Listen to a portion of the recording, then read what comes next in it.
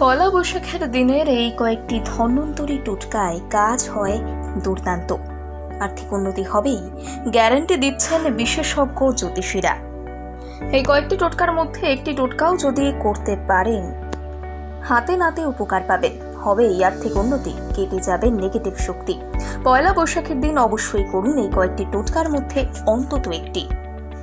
জ্যোতিষ এবং হিন্দু ধর্ম মতে এই কয়েকটি সহজ টোটকা পয়লা বৈশাখের দিন করলে হবেই আর্থিক উন্নতি। জানুন কি বলছে হিন্দু পুরাতন জ্যোতিষশাস্ত্র। এবারের পয়লা বৈশাখ একটু ভিন্ন, কারণ এবার পয়লা বৈশাখের দিন সূর্যদেব তার রাশি পরিবর্তন করে মেষ রাশিতে প্রবেশ করছে।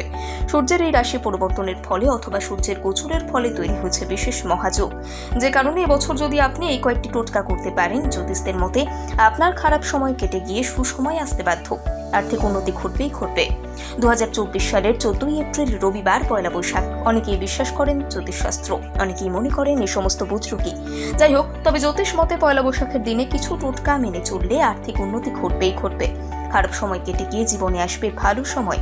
জানুন, পয়লা বৈশাখে তামার ঘটে করে আতপ চাল, একটা গোটা হলুদ, 5টা কুড়ি, একটা গোটা সুপুরি এবং হরিতকি নিয়ে পুজোর স্থানে বা বাড়িতে পুজো না হলে বাড়ির ঠাকুর ঘরে রাখুন। ঘরে নিত্য পুজো যেখানে হয় সেখানে রাখতে ভুলবেন না। পুজো হয়ে যাওয়ার পর ঘরটাকে লাল কাপড়ে বা লাল চেলি কাপড়ে বেঁধে টাকা রাখার জায়গায় রাখুন। তবে অবশ্যই স্নান করে পয়লা বৈশাখের দিন পরিষ্কার বা নতুন পোশাক পরে সকালে শুদ্ধ মনে তা করবেন। জ্যোতিষরা বলছেন এর ফলে নাকি আর্থিক উন্নতি ঘটে ব্যাপক, তাই অবিশ্বাস না করে একবার করতেই পারে। ক্ষতি কি? 2. পয়লা বৈশাখের দিন 5টা কড়ি লক্ষ্মী দেবীর ঘটের ওপর রেখে দিন। প্রতি বৃহস্পতিবার ওই কড়ির সহ ঘট নিয়ে দেবী লক্ষ্মীর পুজো করুন। টানা 1 বছর এই কড়ি থাকবে।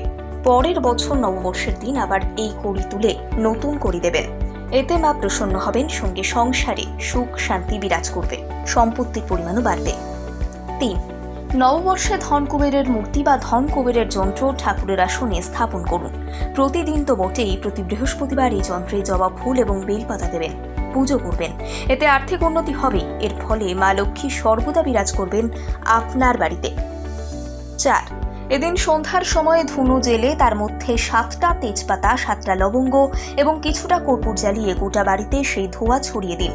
বলা হয় এতে বাড়ি থেকে নেগেটিভ শক্তি দূরে থাকে, সবসময় বাড়িতে পজিটিভ শক্তি বিরাজ করবে, গৃহের আয় উন্নতি সর্বদা থাকবে। অবশ্যই পয়লা বৈশাখের দিন সন্ধেবেলায় এই কাজটি করুন। 5. পয়লা বৈশাখের দিন একটি কালো সুতো বা কালো কার ছেলেদের ডান হাতে এবং মেয়েদের বাম হাতে বাঁধতে হবে।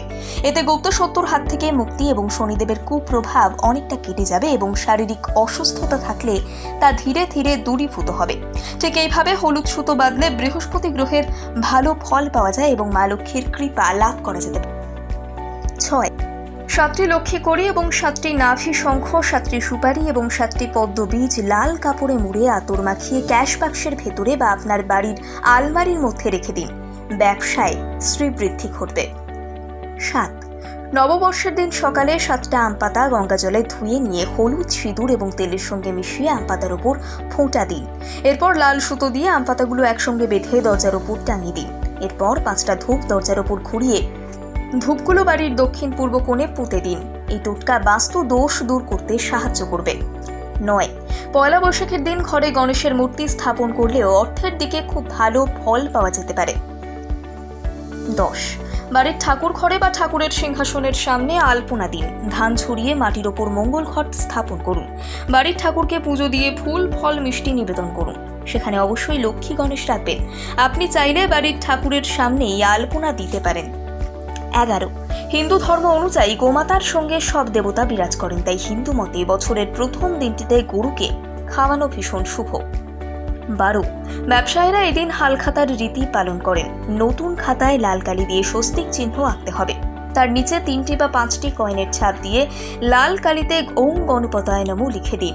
সেই খাতায় একটু সিদ্ধি, চন্দন এবং হলুদ দিন। 13. 1 বাটি হলুদ গুঁড়ো আর 1 বাটি সাদা সর্ষে ক্যাশ বাক্সের ওপর রেখে দিন। এতে ব্যবসায় শ্রীবৃদ্ধি ঘটবে।